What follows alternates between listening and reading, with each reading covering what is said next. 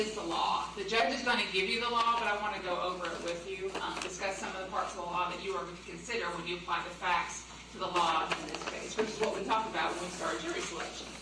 So what this case is about is David Smith, again, the defendant acting as a vigilante, goes rogue, throws his training out the window, gets his own lick in. Our victim here, he was controlled, he's compliant, he's in handcuffs. This is unreasonable. There's no way, there's nothing you can say that makes this all good. Okay, and there's no active resistance. Now, some of the facts, and some of them are uncontroverted, meaning that we don't disagree with them. Around 4 o'clock in the afternoon, Demetrius Hollins is stopped for a traffic violation by Bongiovanni.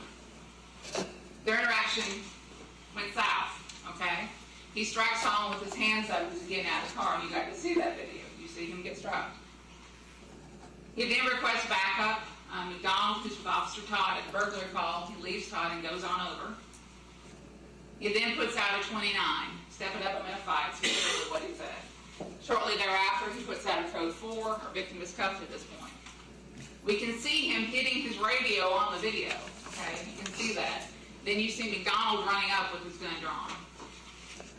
The video shows him running up and kicking the victim in the head. While holding on to the red car door, his gun in his hand, it shows him. Then Mr. Hollins' body jumps up from the ground from the force from that blow. And then you see again, he's in cuffs.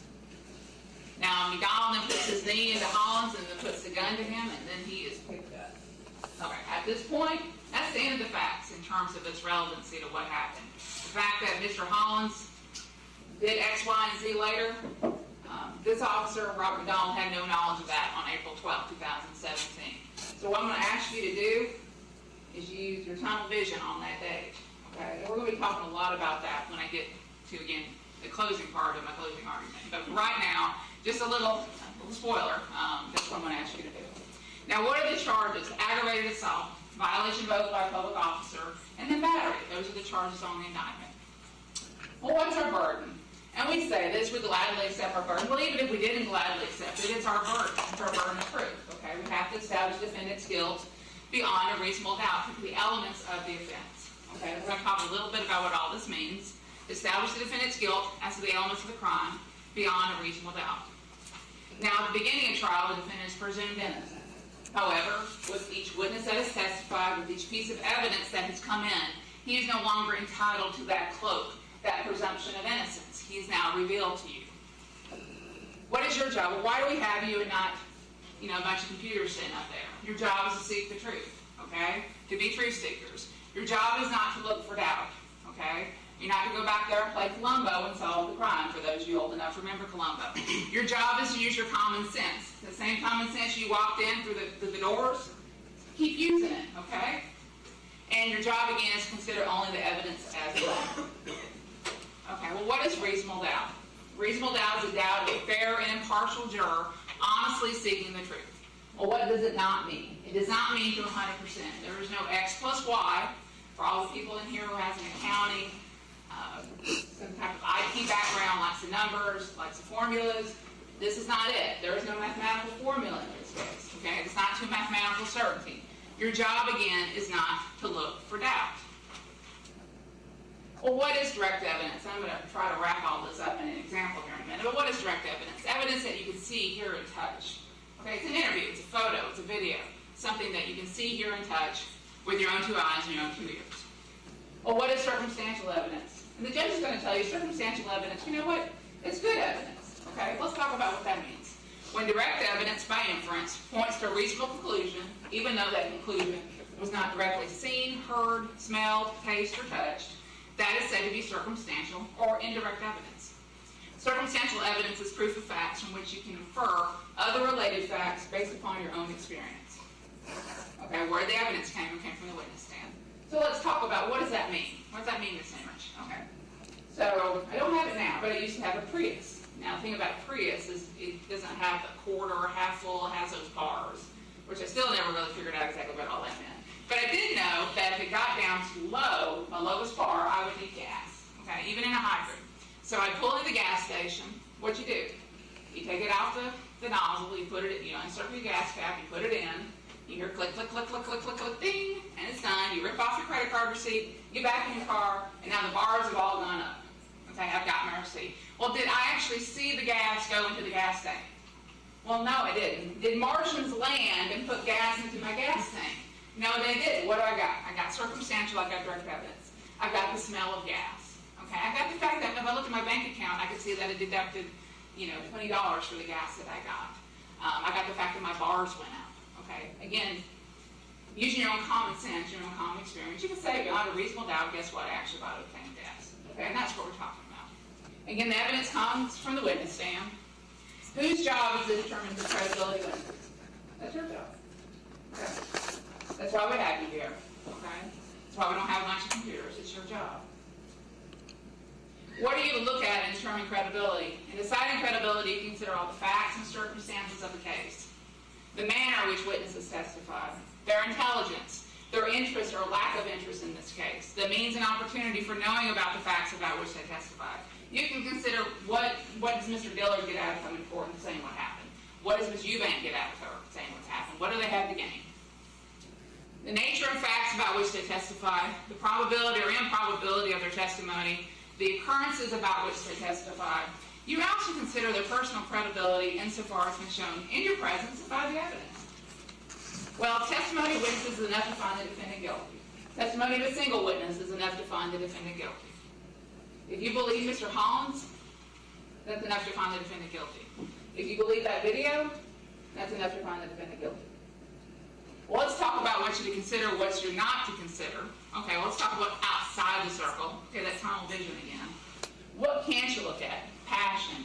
If you got any particular passion for anything in this case, you can't use that. If you have a public opinion about something, you can't use that. There's a lot going on in our country, been a lot going on lately, this year, past years. A lot of stuff. You can't consider all of that. If you're unhappy with the police, you can't consider that. Okay?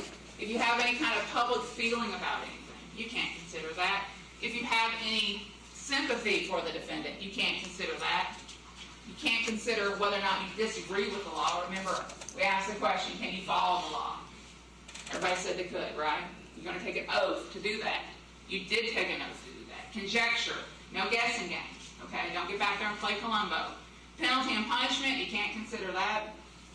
Prejudice. If you have any particular prejudice for or against people, you know what, I don't like truck drivers. I just don't like them. You can't consider that. Now, what can you consider, Ms. Henrich? Well, you can't consider what's outside, but what can you consider? If you feel like anybody was impeached, okay, by a prior statement or by anything else, you can consider that. And the judge is going to tell you that. Expert testimony. We had a fair amount of expert testimony in this case. You can consider that. Your common sense. I know I keep harping on that. I even asked the question, you got common sense? You think you can use it during the jury selection? I brought it to your attention because I wanted to make sure you understood, okay? It's not a lot different than when cowboys were out riding the range and we had the justice of the peace here in the trials. You have a bunch of cowboys showing up to figure out if one cowboy had done something else.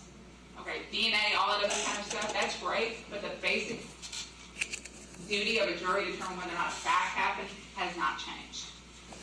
Motivation to lie. You consider who has a motivation to lie in this case. Testimony of witnesses, definitely consider that. Credibility of witnesses, you can also consider that.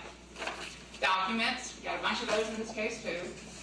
Elements of the crime, definitely consider that. And the defendant's actions, what he did, what he said. Well, you know what, I thought the defendant was guilty, but if you go past the but, you're looking down, okay? I know that my jurors would not deliberate. Somebody back there playing a crossword puzzle and it's not deliberating, you have a duty to tell us, okay? Well, what is aggravated assault? The judge is going to charge you on this. If a person commits the offense of aggravated assault when that person assaults another person with a deadly weapon. To constitute such an assault, actual injury to the alleged victim need not be shown. It doesn't have to be that he blew somebody's brains out for it to be an aggravated assault. Not to be too crass about it, but that's what I mean. It's only necessary that the evidence show beyond a reasonable doubt that the defendant intentionally committed an act that placed the alleged victim in reasonable fear of immediately receiving a violent injury. For example, Mr. Holland's statement that he thought today was the day he was going to die. The state must also prove as a material element of aggravated assault as alleged in this case that the assault was made by a deadly weapon. Firearm when used as such as a deadly weapon as a matter of law. Well, violation of oath. A person commits the offense of violation of public officer when he willfully and intentionally violates the term of his oath as prescribed by law. The violation of state law is a violation of oath. The judge is going to charge you on two statutes in this case, 45.3.1 and 45.3.10.1, which basically sets out that peace officers of any political subdivision take an oath to uphold the laws of the state. Battery. A person commits the offense of battery when that person intentionally causes visible bodily harm to another.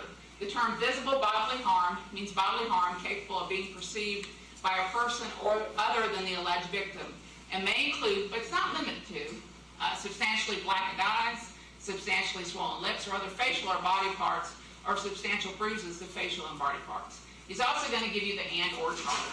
Swelling and bruising in the indictment, for example. What that means is if you found there was swelling, but you're not sure about the bruising, you can still find guilty of battery. In the law, and means or. Okay, the judge is going to charge you on that. Prior statements. Again, you can consider a prior statement given by any witness. Your assessment of the credibility can be affected by comparing that testimony to statements that they made previously. It's for you to decide whether there's a reasonable explanation for any inconsistency. Again, you got to consider your own common sense and reason to decide what testimony you believe or do not believe. Now, justification, affirmative defense. Let's talk about that. Justification is an affirmative defense that admits the doing of the act, but seeks to justify, excuse, or mitigate it. We have the burden to disprove it beyond reasonable doubt. Justification. The fact that a person's conduct is justified is the defense to prosecution for any crime based on that conduct. The defense of justification can be claimed. One, when the person's conduct is justified, and there's a code section, which basically is talking about use of force in defense of self or others, okay? When B, when the person's conduct is in reasonable fulfillment of their duties as a government officer or employee, and then when the person's conduct is reasonable, and we talked a lot about reasonability in this case, and is performed in the course of making a lawful arrest. And then it goes on to say basically justified for any other reason or any other instances based on similar reason and justice. So that's justification.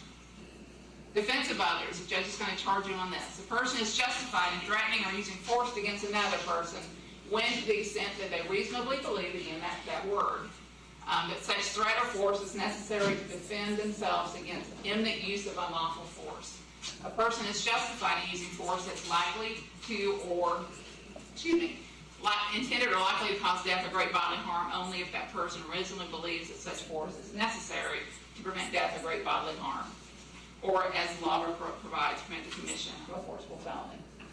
Reasonable beliefs. In applying the law of self-defense, a defendant is justified to use force against another person in defense of self or others. The standard is whether the circumstances were such that they would excite not merely the fears of the defendant, but the fears of a reasonable person. For the use of force to be justified under the law, the accused must truly have acted under the influence of these fears and not in a spirit of revenge. There's no eye for eye in the law. Okay? When the facts are in this case, it's a matter solely for you, the jury, to determine, given all the circumstances. Excessive force. The use of excessive or unlawful force by acting in self-defense is not justifiable, and the defendant's conduct would not be justified if you find that the force used exceeded that to which the defendant reasonably believed was necessary to defend against the victim's use of unlawful force, if any. Okay.